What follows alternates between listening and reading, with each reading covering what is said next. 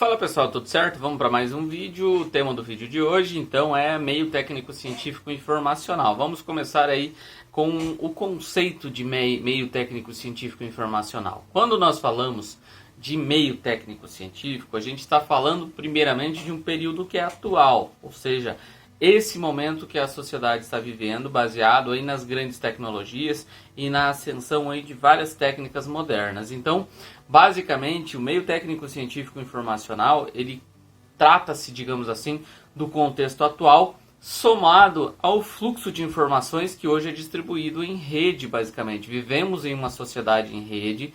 Por quê? Porque tudo está conectado. Você pode, por exemplo, estar assistindo esse vídeo em qualquer lugar do mundo, a partir de qualquer tipo de aparelho, videogame, celular, televisão, e tudo isso permite que você tenha acesso a informações em qualquer lugar.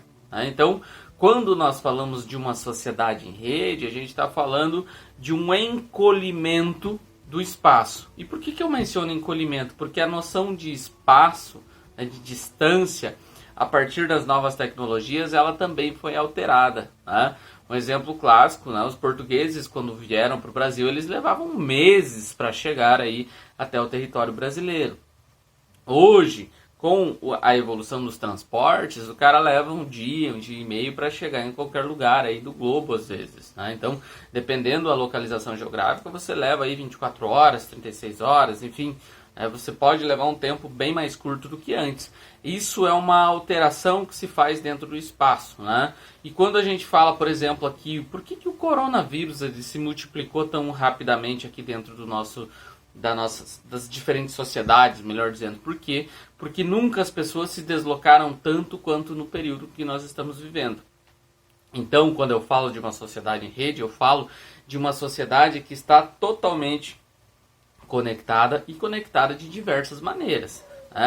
Então, essa globalização que tem início lá com as grandes navegações, com os primeiros contatos de civilizações diferentes, fez com que essa percepção da realidade fosse alterada. Então, nós temos múltiplas conexões que permitem que nós tenhamos acesso a milhares de informações em tempo real.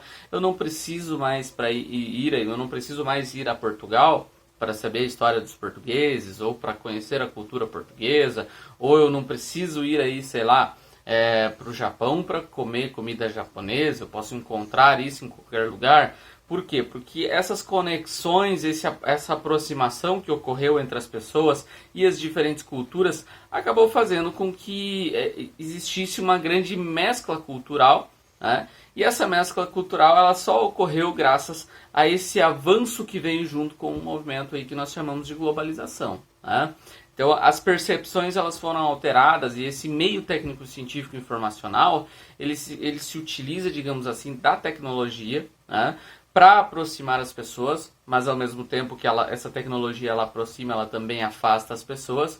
Você pode conversar com alguém que está lá na China, por exemplo, mas ao mesmo tempo você parou muitas vezes de dialogar com alguém de dentro da tua casa. Então, assim como a tecnologia nos aproxima, ela também nos afasta, porque nós ficamos presos a ela. Hoje, por exemplo, se você for no banco e o sistema estiver fora, não tiver internet, você não consegue fazer mais nada, você não consegue nem fazer o pagamento de uma compra, muitas vezes no supermercado, porque o sistema está fora. Então, essas conexões elas alteraram a nossa forma de vivência. Tudo está conectado. Então você tem influência cultural, você tem a influência política, muitas vezes, que é passada através dessa evolução tecnológica. Então, lembrando que lá nas primeiras sociedades humanas, o ser humano ele era um simples caçador-coletor. Então ele ia de um lugar para outro em busca de comida, não tinha nada de tecnologia, ele não tinha essa questão de você ficar fixo em um local. Então ele não tinha muitos itens, inclusive, carregava muito pouca coisa. Com a descoberta da agricultura e a domesticação de animais, houve o processo de sedentarização. O ser humano ele começa a se estabelecer em um local fixo, já que ele não precisa mais buscar comida, ele consegue produzir aí essa comida. E aí, o que acontece? Ele começa a buscar aí coisas que possam melhorar a sua qualidade de vida. E aí, grandes invenções começam a surgir. Esse mesmo critério se dá a partir das grandes revoluções industriais que surgem lá na Inglaterra, no século XVIII. Então, o ser humano começa a melhorar os modos e os meios de produção, fazendo com que aquele cara que era artesão, que começava a produzir um produto do início até o fim, o cara ia fazer uma bota, ele começava desde pegar o couro do animal lá, curtir, fazer todo o processo, até esse produto ficar pronto. Esse cara já não faz mais isso, por quê? Porque a empresa surgiu, ela acelerou esse processo de produção, o cara levava 24 horas para fazer uma bota, por exemplo, agora o que vai acontecer? Em 15 minutos, dentro de uma fábrica, esse mesmo produto, obviamente que padronizado, ele vai ser desenvolvido de maneira muito mais rápida. Então a tecnologia, ela acelerou os processos, favoreceu a qualidade de vida dos seres humanos, até porque com essa evolução a vida foi alterada, O ser humano ele passa pelo processo de sedentarismo, se estabelece e as técnicas começam a evoluir. Na primeira revolução industrial, o que nós vamos ter? O carvão, a máquina a vapor como elementos essenciais. Na segunda revolução industrial, nós vamos ter lá a energia elétrica, o motor a combustão, o petróleo como elementos essenciais. E a terceira revolução industrial, ou revolução técnico-científica, que surge com a robótica, com a evolução das técnicas, a própria tecnologia, internet, redes de computadores, tudo isso conectando o mundo. Então aquela perspectiva que você tinha, por exemplo, lá no passado, de você levar meses para sair do Brasil e chegar aí na Europa, ela mudou para dias, para horas. Então, por quê? Porque houve uma aceleração dos meios de transporte do ponto de vista técnico, ou seja, evoluiu muito. Antes o cara andava a cavalo, ele começou a usar carruagens, depois o automóvel, depois o avião, os trens, tudo isso acelerou o processo, fez com que a vida das pessoas fosse alterada a partir da própria tecnologia. Então, são elementos que alteram toda a nossa percepção de espaço, de tempo, inclusive. Eu duvido que você nunca ficou impaciente, por exemplo, na frente do micro-ondas. Nunca 30 segundos foi tanto tempo quanto hoje. Antes você tinha que levar 20 minutos para ferver uma água numa chaleira. Agora você fica 30 segundos e fica ansioso na frente de um micro-ondas porque os 30 segundos não passam. Então essa alteração de percepção de tempo, ela é o resultado justamente da instantaneidade que é dada a partir da evolução tecnológica. Você levava meses, às vezes, para receber a resposta de uma carta, levava dias para receber essa resposta.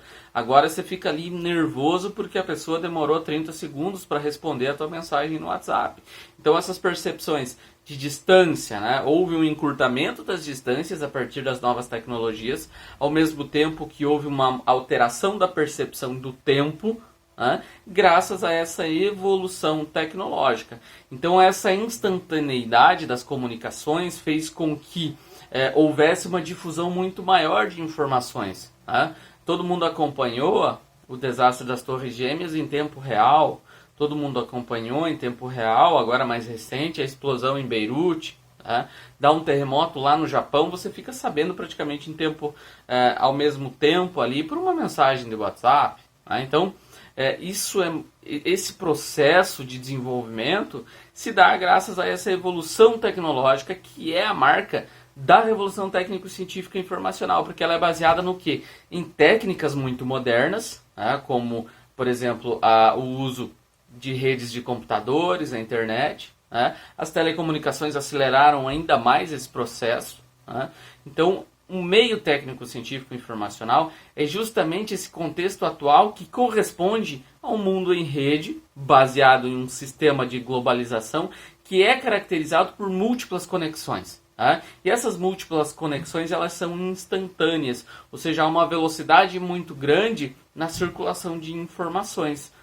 E essa velocidade, o que ela causa? Ela causa o que nós chamamos de um encurtamento de distâncias. A percepção de espaço e tempo ela foi alterada, não de maneira real, mas sim de maneira perceptiva, porque o tempo que eu passo em frente de um computador ele é muito menor na minha percepção do que o tempo que muitas vezes eu passo lendo um livro, ou estudando.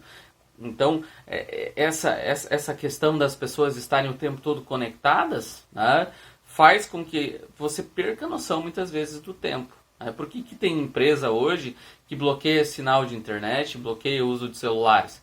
Porque as pessoas passam muito mais tempo, muitas vezes, conectadas do que realmente fazendo o que elas deveriam fazer, que é a sua função.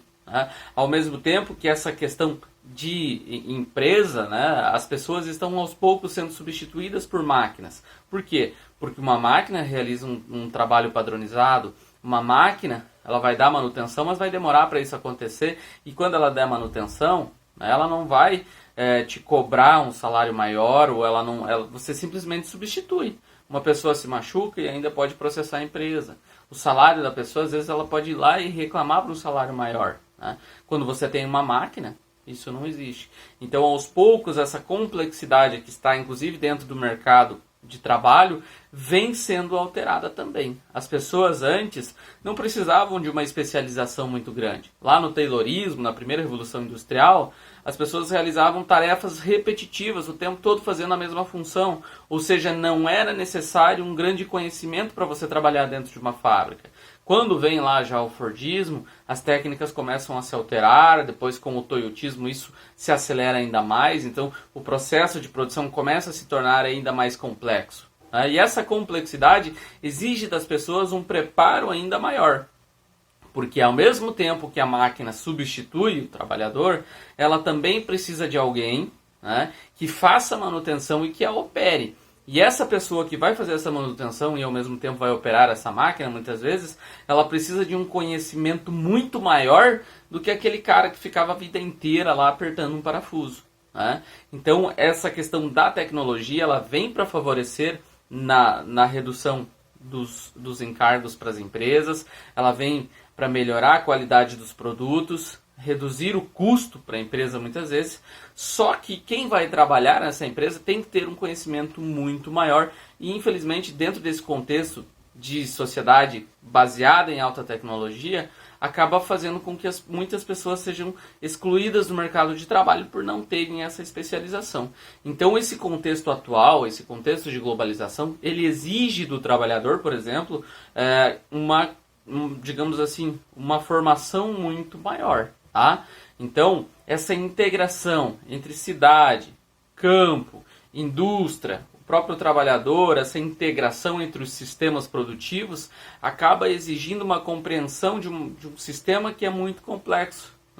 E essa complexidade ela é o resultado dessa sociedade em rede, que nos conecta, que nos aproxima, que nos afasta e que exige de nós uma qualificação cada vez maior. E isso é o resultado da terceira revolução industrial. Isso que eu não estou falando aqui da revolução 4.0, que é ainda mais complexa.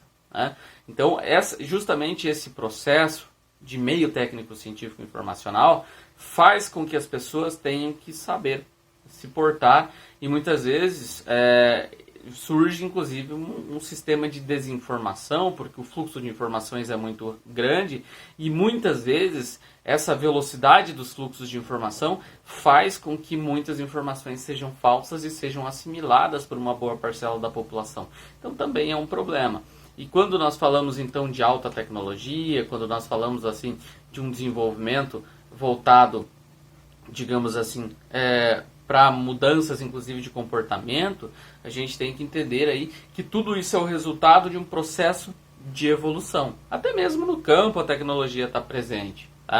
Você tem lá o melhoramento genético, você tem a utilização de máquinas cada vez mais modernas, sementes selecionadas. Então, o meio técnico científico informacional ele está diretamente ligado a tecnologias como a evolução dos transportes, a evolução da tecnologia na área informacional, a criação da nanotecnologia, a criação da robótica, das empresas aeroespaciais, a pesquisa voltada para a genética, células-tronco, em busca por mais medicamentos, para tratamentos alternativos, inclusive a busca de energia, já que essa sociedade ela é tão baseada em tecnologia e as tecnologias mais modernas elas precisam do quê? De energia.